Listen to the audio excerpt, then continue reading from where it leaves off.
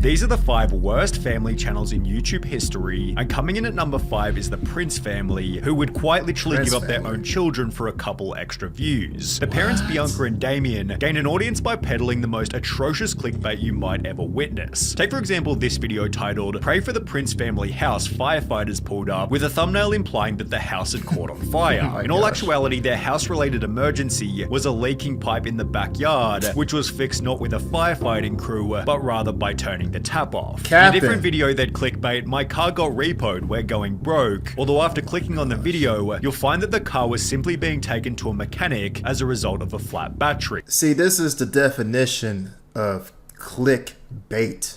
On top of this, they've literally uploaded more than 10 extremely serious videos stating that they're breaking up without ever actually doing so. But like, I still don't understand who actually watches channels like this. But even then, this is nothing compared to how they use their children and pregnancies to get extra clicks. The scummiest example is this video titled "No Heartbeat," with a thumbnail of a pregnant Bianca going into an ambulance, implying that perhaps their baby had died. You know what? One more thing to note. I wonder, do they have them pose for their thumbnails? Because this is like, you know, the perfect thumbnail, seems like. You know what I'm saying? I would not be surprised if they do that. When you watch the video, however, it's explained that Bianca simply had a bladder infection, which moved the position of the baby in her womb. They couldn't find her heartbeat at first because she moved so much. The baby keeps moving. Then in this video titled, "We got into a car accident at 32 weeks pregnant, she freaked out," the Prince family implied that they'd crashed the Lambo and put their unborn baby in danger, when in all reality they'd simply gotten a couple of scratches at the rear of the vehicle. Oh my god! It'd be when the baby was born that they'd become even scummier, beginning with Bianca implying that she wasn't happy with the baby's physical appearance just moments after giving birth. She's gonna have brown eyes for sure. I thought she was gonna have pretty eyes. Light blue eyes. She do got pretty eyes. What? Brown eyes for sure. Her ears. Look at her. But she's beautiful. Imagine your baby should be beautiful regardless of what it looks like to you. In all honesty, it's your child. You should love him or her regardless of how you wanted her to look. You know what I mean? Being 1 hour old and your parents are obsessing over your skin/eye color. That is the nurse wild. had to remind them that she's a beautiful baby. Yeah. If you mix this in with more clickbait about Damien not being the father, it's no surprise that they'd state CPS almost took our kids from us, although this video was also clickbait, as they'd spend the entire 36 minutes doing a mukbang without ever addressing the title. And how many views is this? How many views this get? Like, I think that said like 2.1 million. It's kind of blurred out. But nobody's upset about that. I mean, look at the view to like ratio. I suppose not. It's all to just get people to watch their videos. While it's hard to call their content noble, the Prince family haven't really hurt anyone with their untruthful videos, although the same can't be said for the royalty family. The household consisting of Mother Andrea, Father Ali, and their son Ferran employ much of the same tactics as the Prince family, although with the added bonus of extremely fake videos, often made with the purpose of justifying poor choices. For example, in mid-2019, they'd upload a video titled, "Why is this happening to our family? The truth," in which they'd fake a scenario where fans were showing up at their house. "Hey bro, why are you taking pictures of my house? Hey bro, why are you taking pictures of my house? I love the show, bro. You think that's cool, bro?" So they could This is the fakest shit. The fakest. He already did a particular video just based on this family that I already reacted to, but my goodness. You talk about some drama, y'all. This is pretty bad. Announced in the very next video that they were buying a mansion. Once in their mansion, they'd stage another video where a homeless person had broken into their back house, leading Ali to become the hero by giving the homeless guy money. I don't want him to stay on the streets. Can't be selfish. Then somebody broke into their shit for real. And they're like, get the fuck out. Later, their back house was actually broken into by a real intruder, leading them to show their true colors by giving a totally which is hilarious. With these videos also hinting at their next major problem, extreme materialism. Their channel achieved most of its growth through videos spoiling their son beyond belief. For example, 8-year-old takes parents' credit card no budget at mall, throwing a dart on a map and buying whatever it lands on, and if you guess the price, I'll buy it for you challenge, in which they spend up to $1,000 on brand name clothing for their child, just so they can make a viral video. Although their fake videos and materialism are pretty minor when compared to their sketchy family history. In March 2021, the royalty family recently uploaded a video titled "I'm Not Farhan's Father, Truth Revealed," in which the dad Ali explained that he was actually Farhan's stepdad. I'm not his biological dad, but I consider myself as his dad. I love him to death. He's like my son. I treat him like my son. At around the same point in time, Farhan's biological father came forward to state that he'd been locked out of his son's life for over 4 years, which was followed by him appearing on the Dad Challenge podcast, where he completely exposed the family. He'd stated the mother, Andrea, was a former adult film star who fled to the USA after getting into trouble with a group of drug dealers in South America. After she and the biological dad moved to the USA, she cancelled the biological dad's visa, forcing him to return to South America, then began cheating on the biological dad with Ali after the two met in a gym. Now that's super sad. I said this in the last, video that when he covered this family, that the biological dad, man, it's tough being that guy because you get cheated on by your wife and she won't let you see your son. It's just really, really bad. The son Farhan has no idea that any of this even happened, as he's completely forbidden from going on the internet. Farhan is completely and utterly never allowed on the internet. Ali blocks him from every incoming anything. He's not allowed to have a phone with the internet on it. And therefore the parents simply tell Farhan that the biological dad is crazy. Although if you take this, add some scams, poor financial decisions, and a severe case of bankruptcy, you'll likely end up with the Ace family. Similar to the royalty family, the Ace family gained close to 20 million subscribers by throwing money around in pursuit of the perfect family image. It began with the husband Austin purchasing a Jeep for his wife Catherine's birthday, although within only 18 months of doing so, this had escalated into buying Lamborghinis and flexing their mansion. Bro, I can't... Dude... I don't want to come off as just a pure hater about these channels, man, but there's just something about flossing and flexing on people that you get all these nice cars, these big houses, all these nice watches, all these clothes that are designer, and just shoving it in your face. I just detest that, man. I've always been about just, being thankful for what you have and, not being such a materialistic person. I've never been that way, ever. Throughout the process, they were exposed for renting despite having claimed they bought the property, although it'd be when they did actually buy their own mansion that their channel completely fell apart. The Ace family essentially found 2 separate houses, ripped out the insides and combined them together, creating a 12-bedroom bathroom mega mansion. It cost them over $10 million to buy the property in an area where very few sold for more than $2 million, made worse when it was shown that they'd financed the entire purchase. The Brooms took out a hard money loan of $8.85 million from Five Arch Funding Corp and another $1 million loan from TMK Development LLC, who I'm assuming is also a hard money lender. Hard money loans are expensive loans used by house flippers that almost always have a 1-year payback term. They're considered expensive because the borrower typically pays multiple points at closing and an interest rate of 10 to 12% on an interest-only loan. To pay off their loans, Austin hosted a boxing event called Social Gloves, which he estimated would make between $200 and $500 million. Instead, it sold only 136,000 pay-per-view subscriptions. Bro, I remember when he was going to do this boxing stuff, and I'm like, who would ever watch this, man? Who?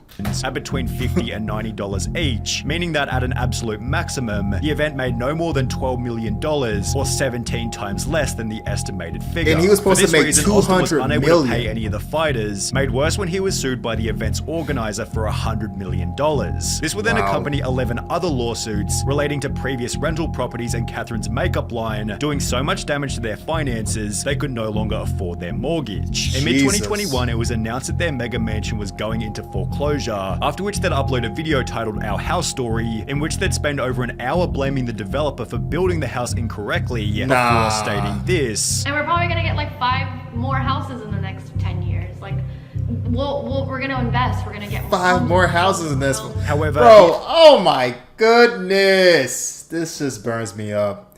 See, I think most of the families he's covering in this whole video, their biggest downfall is just greed, man. Because they have a nice little thing going here, but they just can't, resist buying all this expensive stuff, then getting into debt with all this $1 million houses and, Ferraris and Lamborghinis. I mean, if they would live fairly modest, I mean, you don't have to have a $10 million house, you know? But they just gotta floss, man. They gotta flex on you, man. They gotta show the nice fucking rollie. It's just, man, because I honestly feel like they could have like just avoided all of this if they would just be a little bit humble with their finances and what they spent money on.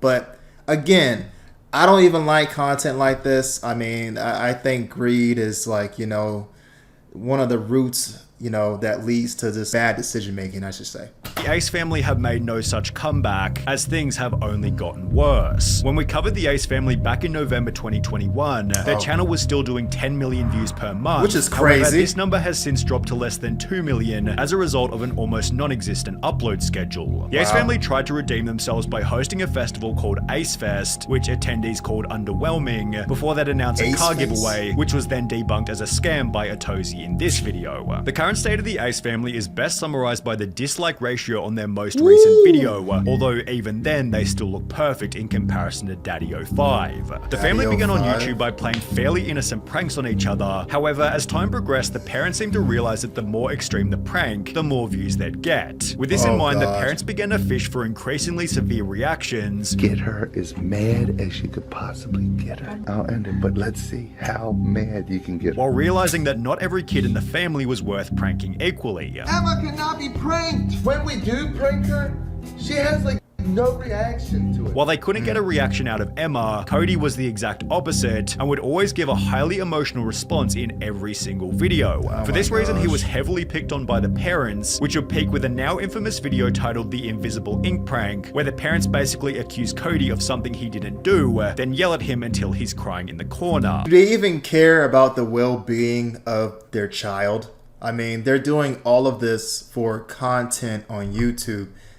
Have they not once thought about how that's going to affect the child? They're not once thinking of their kids, man. With comments such as, "These people are just sick and evil, nothing but a bunch of sadists. They severely traumatize the children. I'm so scared for all those kids." It's no surprise that the parents then tried to convince the audience that the prank had been set up. I don't care anymore. Videos are fake. They're fake. They're over-exaggerated. Some videos are scripted. Some videos they're just played out. However, just a few days prior, the parents had said something different to Keemstar. Are these videos 100% real? Right. The videos were not fake, but some things are a little exaggerated. After which the family removed every single video from their channel, excluding a formal apology in a desperate bid to win back their audience. This has been the absolute worst week of our life, and we realize that we have made some terrible parenting decisions. But with comment after comment along the lines of, "Worst week of our life? Yeah, you gave them damage for their whole lives. You're disgusting." It seemed their viewers were done watching, and the audience wasn't the only thing that the family was set to lose. Cody and his 11-year-old sister Emma were both removed from the home and at least temporarily placed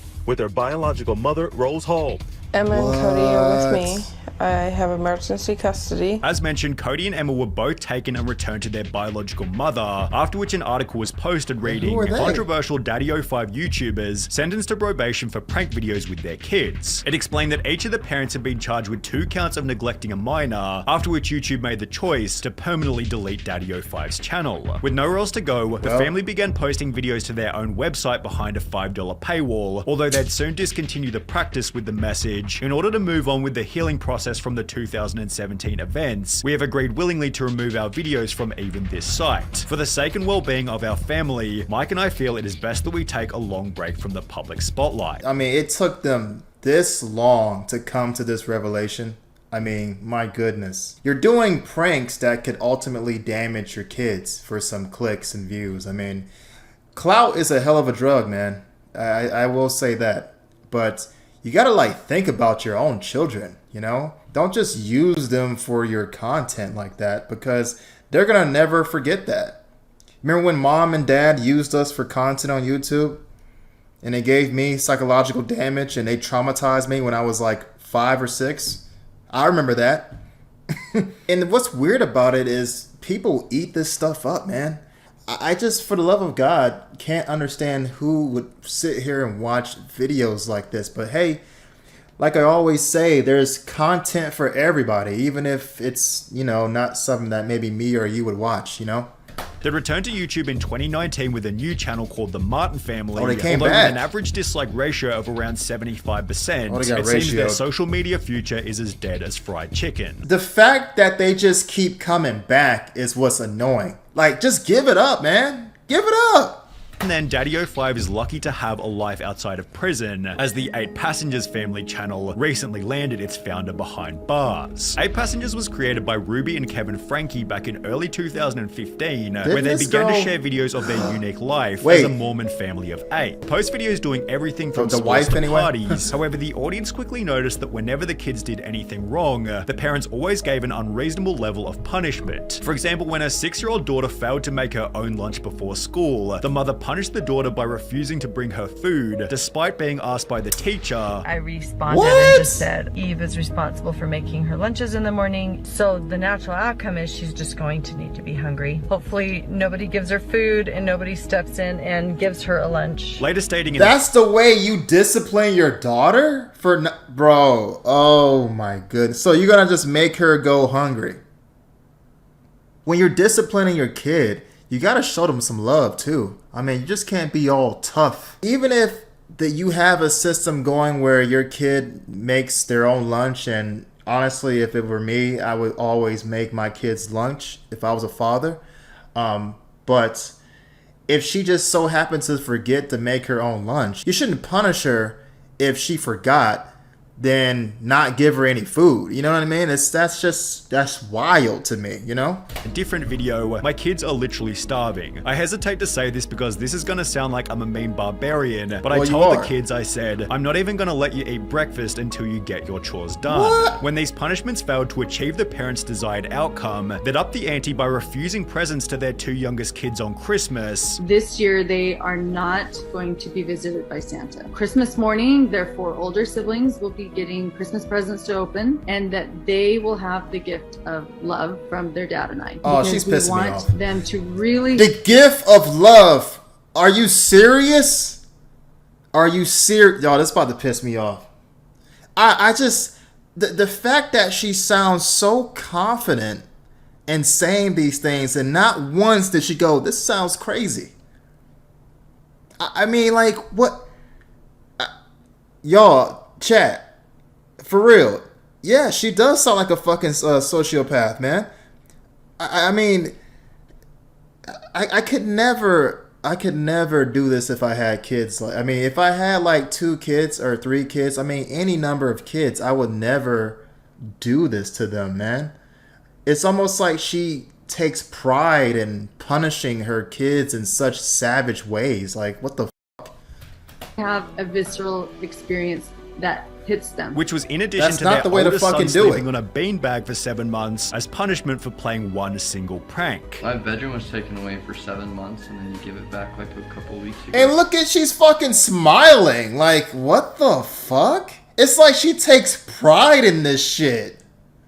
I don't think our viewers know that. Noticing a pattern of overly strict parenting, a Change.org petition was launched reading, "Get 8 Passengers Ruby Frankie under investigation for child abuse," after which multiple videos were published documenting the family's controversial history. As a result, their viewership evaporated by over 90%, and by 2023, the channel was struggling to gain 1 million views per month. Ruby had also grown tired of being criticized by the public, making the choice to permanently delete the channel on the 2nd of August 2023. However, this wouldn't be the end of the 8 Passengers saga. The oldest daughter, Cherie, had always been outspoken about her family's parenting style and would post this image to her Instagram story showing police and the caption "Finally," only 4 weeks after the channel was deleted. It was then revealed that the mother had been arrested for aggravated child abuse after the 12-year-old son had been found emaciated and malnourished with open wounds and duct tape around the extremities. The condition of the juvenile was so severe that they were seen by Santa Clara Ivan's EMS and transported to a local area hospital. Ruby Frankie is currently being held in jail awaiting trial.